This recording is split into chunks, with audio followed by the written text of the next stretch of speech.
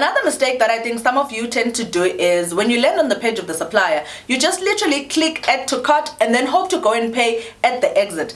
The problem with that is, based on my experience, the shipping cost there is way high.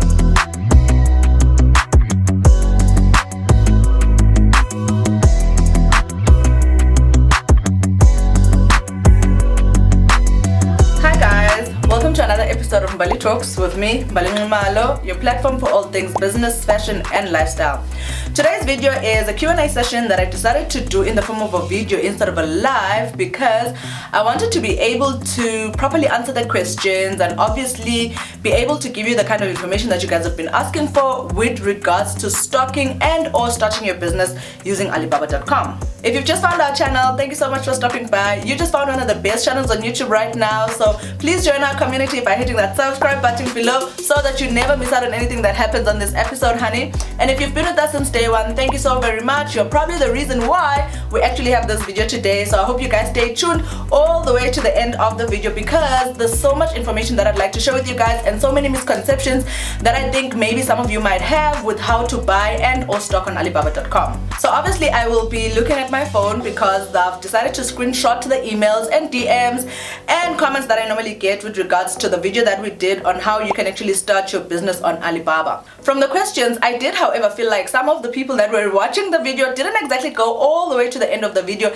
and or they didn't try to maybe replay it so that they could properly understand some of the information that's there. So that's why we have this video today and I'm just going to get right into it, guys. The first question is actually a two-part question, so I'm going to be answering it as question 1 and question 2, and it reads something like this. I have a small business and I'm looking to start shipping products from China, but the shipping information is so hard to find and codes for samples are shocking. Well, for me, there never really is a problem when it comes to the shipping information because I don't buy directly from the platform from the get-go. And what this basically means is when you land on a supplier's page, don't just go add to cart. Press send an inquiry so that you can go into the inbox of the supplier and get to talk to them more on a one-on-one basis. And once I'm there, I'd usually say something like, I'm from South Africa, or how much is shipping going to be to South Africa? And then the supplier would probably give me a code to say maybe $45 or $50 depending on whether you're using DHL or FedEx. Sometimes the supplier might even go as far as asking you for your full delivery details because they want to give you a code for shipping that could somewhat be closer to where you actually stay. And I know sometimes you feel like maybe you're still skeptical about giving your information, but it does not make sense to not give the supplier your full information so that they can give you somewhat of an accurate code of how much you can expect to pay when it comes to shipping. Another mistake that I think some of you tend to do is when you land on the page of the supplier, you just literally click add to cart and then hope to go and pay at the exit. The problem with that is, based on my experience, the shipping cost there is way high. Like I remember the one time I was trying to code the tracksuits, I think I've spoken about them in the previous video. Those tracksuits were going to be 1,200 to try and get to South Africa and I was only literally buying 2 tracksuits. But when I sent the inquiry to the supplier so that I can get into their inbox, the amount that they quoted me for shipping ended up being $35. And $35 is probably around, I don't know, maybe 450 rand. And because I was buying samples, it made sense for me to spend that much money so that I could ship the product and get it here so that I can first see what it actually looks like before deciding to buy 100 units of the item, you know. And quite honestly, when I got those tracksuits, they were not really the kind of quality that I was expecting. So can you imagine a situation where I'd actually just gone ahead and bought 50 products of the thing because I was trying to sort of save on the shipping that the supplier had actually quoted me?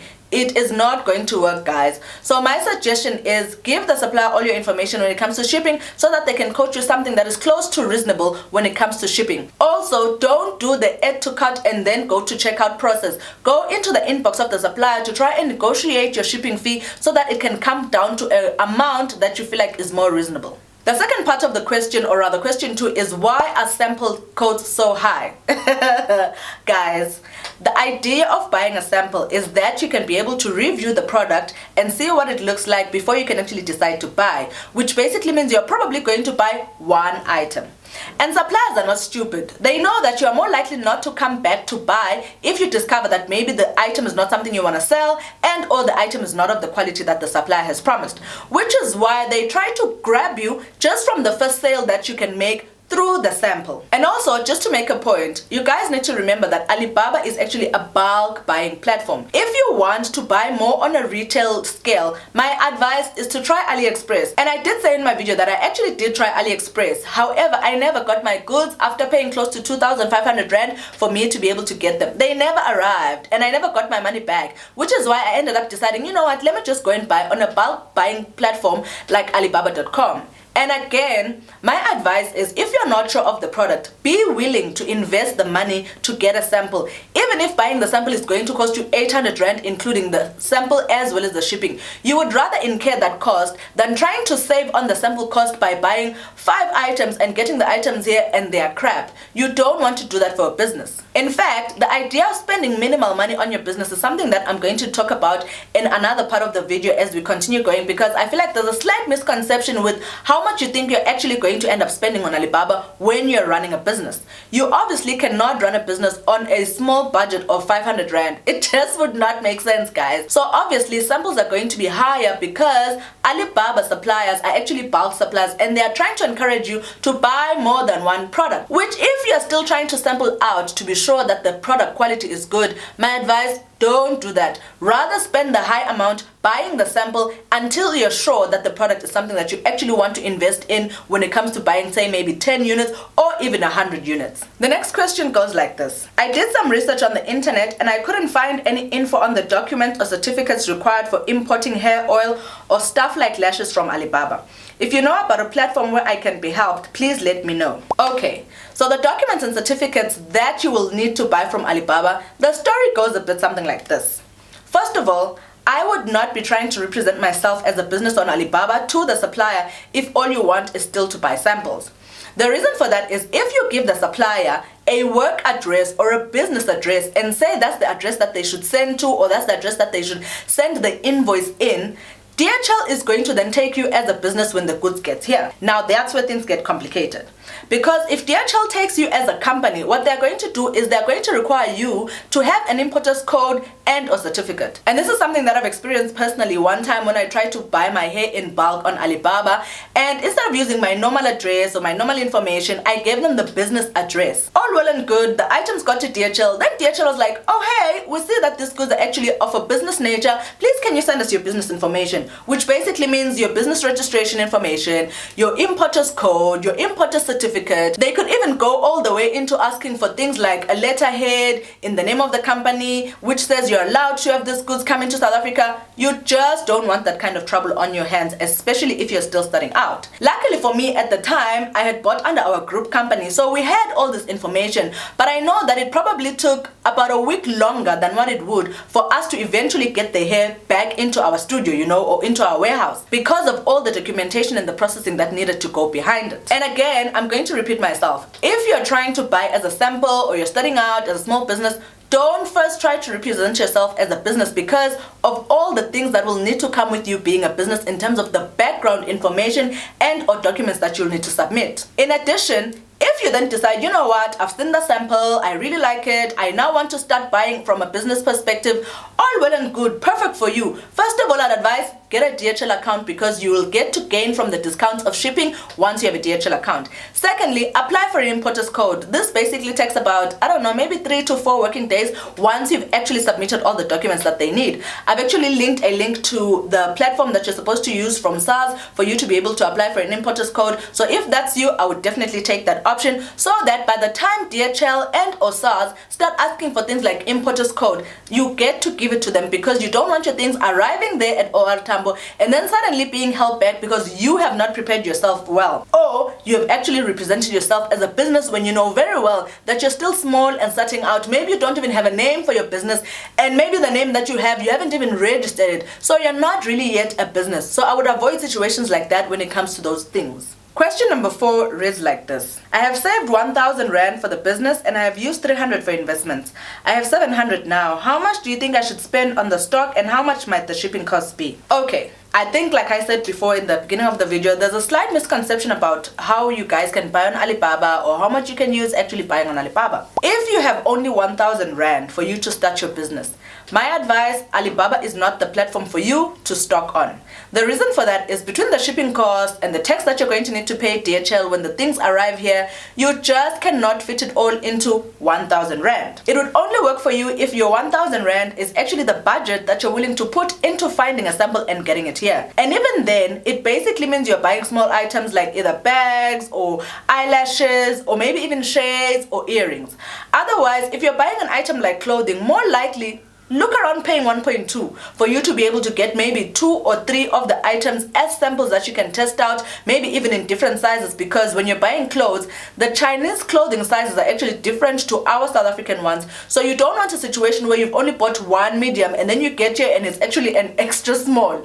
And this is something that I actually have experienced, guys, when I was trying to buy gym shorts online from Alibaba. So if you feel like you have a low budget for you to be able to start your business, my advice: take the route that we all started on when we were first starting out. Go find clothes at Small Street and or at China Mall, a couple of items here, a couple of items there, mix them together and package that as your stock for starting out. And I know it's exciting to feel like there's an online platform, it probably has more variety than what you'd find at China Mall or on Small Street, and you want to be different from everyone else's selling. That's well and good, but it's also okay to start small and start where you are with what you have. If you have a small budget, my advice for you is to use that money to get into a business that can allow you to then create the capital that you need for you to be able to run your business on a platform as big as Alibaba. You can even go into the kind of products that really don't need you to set up a business because the business is already there. Avon, Justine, Herbalife, etc. Just so that you don't find yourself feeling so overwhelmed and feeling like, oh my goodness, I have small capital, I can't start my business. I mean, there's online businesses that basically start with no money at all. So if all you have is 1,000 Rand, I'm even happy for you that you have that money, but don't try to buy on a platform like Alibaba unless you're only trying to get samples, because you will not be able to buy 5 items with 1,000 Rand, shipping, tax. It's just not going to work. Stick to the advice that I've given you on this point and actually use that money to create capital for you to then start your bigger business. So question 5 is actually a very complicated point, but it is a point that I think a lot of people struggle with when they are trying to buy on a platform like Alibaba and or import from anywhere, basically because of the kind of the import sanctions that we have in the country with regards to bringing things into the country. So the question goes something like this. I'm just going to read a bit of it because it's such a long email, and of course I don't want to expose the business of the person who actually sent me this email. She says, with working out the cost per product after tax is included, that is VAT and duty tax, it quite broke my morale a bit to see that tax on imports can cost you more than what the item is worth. However, I am uncertain, but in our government SARS duty tax document, if you import from countries such as EU, EFTA and those included in the SADC, it is duty free. So the question I'm going to answer is, why is tax higher on items that you're going to import? The honest truth is that generally, honestly speaking, all governments would ideally prefer for you to source whatever goods that you want to source within the countries. However, practically speaking, we do not have a lot of the things that we would like to be selling here. I mean, so many big businesses import all of their items from China or India or even the Philippines, you know, because that's where they're actually made. And unfortunately for us, because of how quick Chinese get to actually process their items, because they have big machinery and experience and technology, it would actually cost you more to try and manufacture the thing here most of the time. And also, in some industries, what the government checks is there no other places within the SADC region where you could have actually been able to source this item? And I know buying things from China, generally on a per unit basis, the things are cheaper. But once you include tax and you include the shipping, it then kind of almost is the same amount as you trying to source it within the SADC region, where you find that it's duty free, or you find that the only thing you're going to end up paying is VAT. And I know this from experience because even with us, when we're taking things from here to Swaziland, you find we need to pay the VAT at the border. So when the courier comes to collect, part of the payment that we give them and or the money that we give them up front is actually money that they're going to use to pay VAT when they get to the gate. Then it becomes our responsibility behind the scenes, days or weeks later, to claim back that VAT, because you find the items that we've already sent to Swaziland are things that we've already paid VAT for. And so that often becomes a process all on its own. Another thing is that if you're going to be importing what looks like luxury goods, I can assure you the government is going to want to tax you, because they feel like, well, if you could afford buying luxury goods and bringing them into the country, you definitely have money to be be able to pay tax. I mean, the one time during lockdown, I bought a jacket, well, during the easier levels of lockdown, I bought a jacket online from Jordan, and the place where I bought it from is actually based in Italy. The jacket on its own cost me about, say, maybe 1.8. But when I got the jacket here, and now I needed to pay DHL the money for them to be able to release that jacket to me in terms of customs, I literally had to pay 2,000 Rand, which basically means my jacket went from being 1.8 to being 3,800 Rand because of the 2,000 Rand that I needed to suddenly pay. Because obviously on evaluation at the customs duty office, they're like, oh, this is a jacket, comes from Italy, it's a luxury good, it's denominated in this, it comes in this packaging. The person who bought this probably has money to pay the tax. And because the jacket was already here, and of course I'd already bought it, I had no other choice but to pay the tax. And that's why you find some people actually leave their items there at the customs office or at the OR holding office, because when it gets here, the tax is just a bit too much because the item is a luxury good, you know. So those are things you need to be prepared for when you're trying to buy a luxury good, especially from online. Another way that you could possibly try to reduce the cost of buying very luxurious items is for you to go and have the DHL account. And the only thing that the DHL account is going to help you with is just that it discounts the shipping amount that you're going to have to pay when it comes to getting the items here. Which obviously, if you're going to pay, say, maybe 2,000 Rand or 1,000 Rand for shipping, because you have a DHL account, you could easily find yourself paying 600 Rand instead, saving you that 400 Rand. This may not look like a lot of a saving to somebody else, but trust me, when you're buying a lot of items and you're buying in bulk and maybe you've spent 20,000 Rand on stock, you don't want to find yourself now suddenly paying 15,000 Rand in getting the things here and or in tax. You want to at least end up paying, say, maybe 28,000 Rand in total, which the 8,000 Rand that becomes your customs as well as your shipping, depending also on the weight of your items, because like it or not, shipping companies are going to charge you per kilo of the item, unless of course you're going to be using containers. The idea of using containers is actually a point that is going to be included in the next video that I'm going to do, because like I said, there's so many questions around buying on Alibaba, and I just didn't want us to have an hour-long or a 2-hour-long video of me going through everything. So I'm going to be touching on the container situation in the second part of our Q&A session, so you guys should make sure to turn on your notifications so that you don't miss out on the next video that's going to come out with regards to this topic. If you've made it to the end of the video, I do hope that you've taken away a couple of pointers that are going to help you going forward when you want to start your business using a platform like Alibaba. Not only that, if you've already started your business, I hope that this can give you somewhat an idea into how the whole SARS and tax and shipping thing works, especially when you're trying to buy online. And again, like I mentioned, generally governments don't want you to be importing things into the country when it's stuff that sometimes can actually be manufactured here. So my advice is either find someone who can manufacture it for you within South Africa and or within the SADC region, so that your duty tax is free, or rather you don't have to pay duty tax. Or be considerate of the fact that you might actually end up paying very interesting amounts of money, especially if your items are luxury goods. Now that you've made it to the end of the video, please join our community by hitting the subscribe button before you go. And also you can add on to the questions that we need to do in part 2 by leaving me a comment below, and you can like and you can share this content, because there's so many people, especially within our region, that want to use platforms like Alibaba.com, but you find they're not really sure on how to go about it. So I hope this Q&A has been helpful. Other than that, thank you so much for you guys for tuning in. You guys are the reason this channel stays alive, and I cannot wait to see you on the second part of this Q&A session, as I'm going to be releasing it next week as well. Other than that, cheers.